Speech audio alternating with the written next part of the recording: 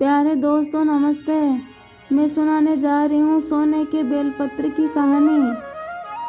सावन का महीना प्रारंभ हो गया था।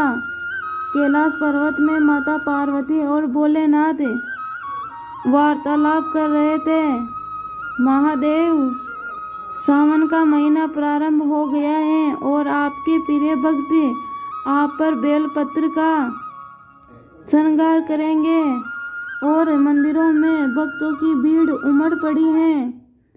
हाँ देवी पार्वती, मुझे बेलपत्र बहुत अधिक प्रिय है और मुझे बेलपत्र से बहुत शांति मिलती है। ये बात मेरे भक्त बोले सभी जानते हैं और यदि मेरे भक्त मेरे पे बेलपत्र चढ़ाकर ही पूजा करते हैं तो उसको भी विशेष फल प्राप्त होता है।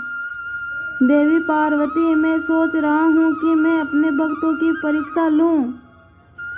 यह विचार तो बहुत अच्छा है महादेव जी, पर आप ऐसा क्या करेंगे? देवी पार्वती जी, जो भक्त मेरे पर बेलपत्र चढ़ाते हैं मैं वही बेलपत्र बेचने वाला बनकर धरती पर अपने भक्तों की परीक्षा लूँगा। अब मैं कुछ समय के लिए धरती लोक पर जा रहा हूँ। स्वामी जी, यह विचार अति उत्तम है, आप को अवश्य जाना चाहिए। और इस तरह का वार्तालाप कर कर भोलेनाथ एक फटे हुए कपड़े पहनकर एक गरीब इंसान बन गया और गली गली में एक टोकरे में बेलपत्र रखकर बेचने लग गए। बेलपत्र ले लो भाई, बेलपत्र ले लो बहन। अरे सुनो, जो तुम बेलपत्र ले रही थी ना, इसी से ले ले क्या? अजी कैसी बातें कर रहे हो जी, इनका होलिया तो देखो, फटे हुए कपड़ों में ये बेलपत्र बेच रहे हैं। पता नहीं कौन है ये, लगता है कोई भिखारी लग रहा है। किसी मंदिर में चढ़े हुए बेलपत्र को लाकर बेच रहा है।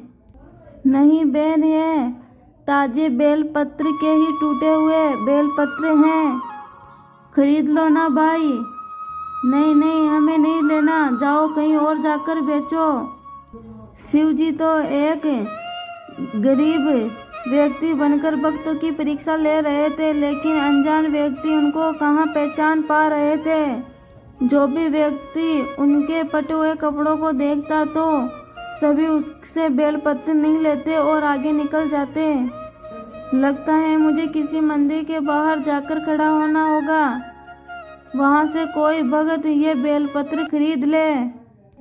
शिव जी बेलपत्र का टोकरा उठाए और शिव मंदिर के बाहर जाकर बैठ गए। बेलपत्र ले लो भैया, बेलपत्र ले लो। अरे मेरे पास तो कोई आ ही नहीं रहा, चलो कुछ देर और प्रतीक्षा कर लेता हूँ। एक दुकानदार बोला, अरे यहाँ से अपना टोकरा उठा और कहीं और जाकर बेच, मेरी यहाँ दुकानदारी खराब मत कर। अरे भैया, मैं तुम्हारी कहाँ दुकानदारी खराब कर रहा हूँ, मैं तो एक तरफ बैठा हुआ हूँ और देखो मेरे से तो कोई बेलपत्र ही नहीं खरीद रहा है, सब तुम्हारी दुकान पर ही खड़े हुए हैं। हाँ तो तू क्या समझता है रे, कोई भिखारी से बेलपत्र खरीदेगा क्या? अरे शिव मंदिर में पूजा के लिए साफ सुथरे अच्छे बेलपत्र की आवश्यकता होती है। किसी गरीब से खरीदकर कोई भी भक्त बेलपत्र नहीं चढ़ाता, समझा? सब हमारी दुकान से ही लेते हैं। ना जाने तुम कहाँ से आ गए और पता नहीं कब से नया हुआ नहीं है, अपना हुलिया तो देख। और ज़्यादा किया तो मंदिर के पुजारी को बुलाकर यहाँ से भगा दूंगा। जाता हूँ भाई, जाता हूँ। शिव जी वहाँ से जा ही रहे थे कि तभी वहाँ पे भोला नाम का व्यक्ति, गरीब मजदूर ये सब देख लेता है और शिव जी के पास आता है। अरे भैया रुको, मुझे पूजा के लिए बेलपत्र खरीदने हैं। अरे तुम मेरे पास से बेलपत्र खरीदोगे? हाँ भैया, मैं बहुत देर से देख रहा हूँ, कोई भी तुमसे कुछ भी नहीं खरीद रहा। ऐसे तो शाम हो जाएगी, वैसे भी मुझे बेलपत्र लेकर घर ही जाना था, क्यों ना तुमसे ही खरीद लूं। अच्छा तुम बेलपत्र चढ़ाकर शिव जी की पूजा करोगे, यह बहुत ही अच्छी बात है। पर तुम मेरा ये हुलिया देखकर भी तुम मेरे पास से बेलपत्र खरीद रहे हो। भैया मैं तुम्हारे पास से लूँ या सामने वाली दुकान से, बेलपत्र का महत्व तो कम नहीं हो जाएगा ना। भगवान तो श्रद्धा के भूखे हैं।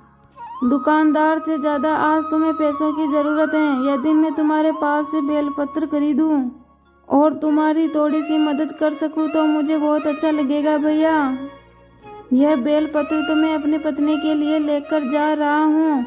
वह भगवान शंकर की बहुत ही भक्ति करती हैं और हाँ, वो हर वर्ष सावन के व्रत करती हैं और इस वर्ष सावन के व्रत नहीं कर पाई, इसलिए वो घर पर ही पूजन कर रही हैं। अच्छा, इसका क्या कारण है भाई?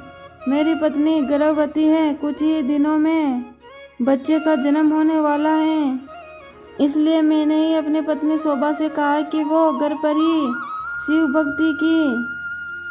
शिव जी की पूजा करे। मैं उसके लिए बेलपत्र ले जाता हूँ और मैं उसके लिए बेलपत्री खरीदने आया था। इसी तरह मेरी नज़र तुम पर पड़ गई। पर बेलपत्र नहीं खरीदोगे भैया? नहीं नहीं, ऐसा नहीं है। मेरे पास बस 7 ही रुपये हैं। तुम मुझे 7 रुपये का बेलपत्र दे दोगे? 2 दिन से मजदूरी का काम नहीं मिला, इसलिए घर पर पैसे नहीं थे। 10 रुपये की भोग लगाने के लिए बर्फी खरीदी है। अब मेरे पास 7 ही रुपये बचे हैं। अरे भैया, तुम एक ऐसा काम करो, ये सारे बेलपत्र ले जाओ। वैसे भी मैं घर ही जा रहा था, मैं कल और आऊँगा। कल शायद बेलपत्र की बिकाई हो जाए और मुझे पैसे मिल जाए। तुम कल ही इनका पैसा दे देना। मैं तो यहीं पे बैठता हूँ। बहुत बहुत शुक्रिया भैया, मैं तुम्हें कल पैसे दे जाऊँगा। उधर से दुकानदार बोला, बताओ कैसा भिखारी है, पहले ही बहुत गरीब है और फ्री में बेलपत्र दे रहा है। पता नहीं कैसे कैसे लोग हैं इस दुनिया में। और दुकानदार उस पर हंसने लगा। शिव जी मुस्कुराए और वहाँ से चले गए। बोला, अभी बेलपत्र लेकर घर आ गया और घर आकर अपनी पत्नी शोभा को सारी बात कही। ये आपने बहुत अच्छा किया और साथ ही साथ भला हो उस बेलपत्र वाले का जिसने आपको इतने सारे बेलपत्र दे दिए। इनमें से थोड़ा सा भगवान को चढ़ाकर बाकी को रख देती हूँ, रोजाना पूजा में काम आ जाएंगे। माता पार्वती और भोलेनाथ कैलाश में विराजमान थे और ये सब देखकर मुस्कुरा रहे थे। भगवान बोले कि दयालुता के कर ही चुके थे। उन बेलपत्र को सोने का बनाकर अगले दिन बोला और शोभा सोकर उठे तो शोभा पूजा के लिए टोकरी में से बेलपत्र लेने गई और वो हैरान हो गई। सारे बेलपत्र सोने के बेलपत्र बन चुके थे। सुनो जी, ये क्या चमत्कार है, सारे बेलपत्र तो सोने के बेलपत्र बन गए। हाँ शोभा, ये तो सारे सोने के बन गए। वो आदमी कौन था जिसने मुझे ये चमत्कारी बेलपत्र दिए? शोभा, मैं भी आता हूँ, बोला उस मंदिर में जाकर उस आदमी को ढूंढने लगा और बेलपत्र बेचने वाला आदमी कहीं पर नजर नहीं आया और बोला घर पर आ गया और भोलेनाथ रात में सपने में आकर भोले को दर्शन दिया। मैं तो परीक्षा लेने के लिए धरती पर आया था, तुम बहुत ही दयालु हो। तुमने मुझे एक साधारण बेलपत्र बेचने वाला समझकर तुमने मेरी बहुत मदद की। जब किसी ने मुझसे बेलपत्र नहीं खरीदे तो मैंने उसी की दयालुता का फल तुम्हें प्रदान किया है। अब तुम इन सोने के बेलपत्र को बेच देना और तुम्हारे गरीबी के दिन दूर हो जाएंगे। अपने बच्चे और अपनी पत्नी के साथ खुशी से रहो, मेरा आशीर्वाद सदा तुम्हारे साथ है। इतने में ही बोला कि नींद खुली और उसने ये सारी बात अपनी पत्नी को बताया। शोभा भी बहुत खुशी होती है। बोला और उसकी पत्नी को शिव भक्ति का फल मिल जाता है और इसके जीवन में खुशियाँ आ जाती हैं। और कहते हैं कोई भी पूजा बिना सोच मन से संपूर्ण नहीं होती। व्यक्ति को यदि पूजा का उचित फल लेना है तो उसके लिए उसे अपने मन को स्वच्छ बनाना है, तभी भगवान उसे पूजा का विशेष बल प्रदान करते हैं।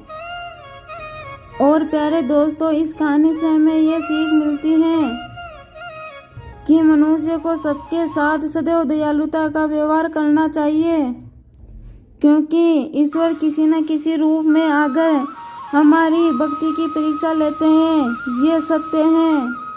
प्यारे दोस्तों, आज के लिए बस इतना ही। आशा करती हूँ वीडियो अच्छी लगेगी। जय बोलो भोलेनाथ की जय हो, माता पार्वती की जय हो।